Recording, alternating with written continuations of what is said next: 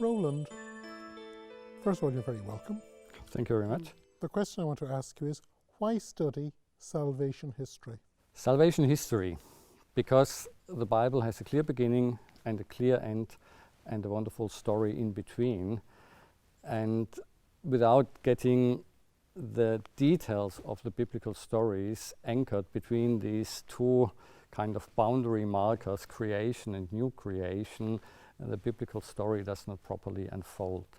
So I think salvation history, even if the term is fairly late and only came up as a theological term. And of course it came up as a theological term in German, Heilsgeschichte. Heilsgeschichte, yes, of course, in the 19th century, but the idea itself is much older. I would say it's clearly developed already in many parts of the Bible itself, because we have in the Bible itself a lot of texts which in a way make sense out of the history Israel has experienced, or the early church has experienced, made sense out of this history, but not just by looking back to the past, but history making in the Bible, according to my understanding, is always looking to the future, looking to the final end, and then make sense out of the past for the present. So it's never just a kind of antiquarian interest, yeah, once there were kings and now we have priests or something like this. No, this is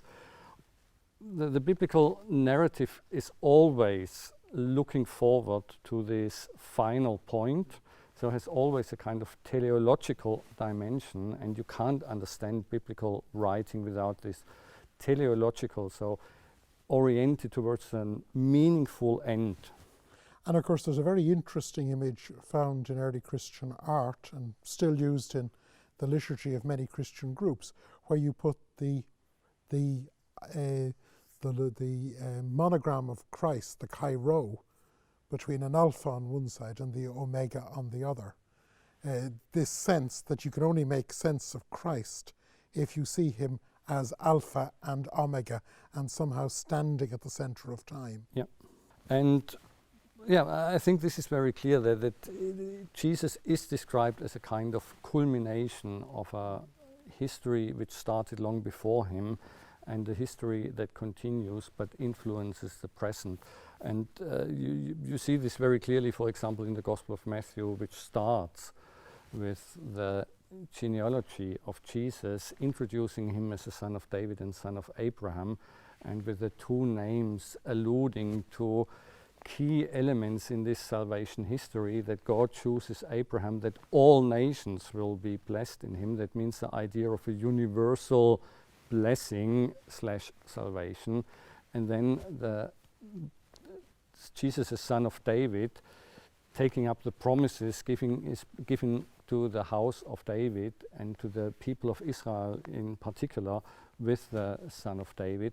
So we have this more particular idea of salvation and blessing for Israel, but as part of a larger story, blessing and salvation for all the nations. And this all comes, according to the Christian understanding, together in Jesus. And therefore, Oscar Kuhlmann and others have coined these phrases that Jesus is the center of history, or die Mitte der Zeit.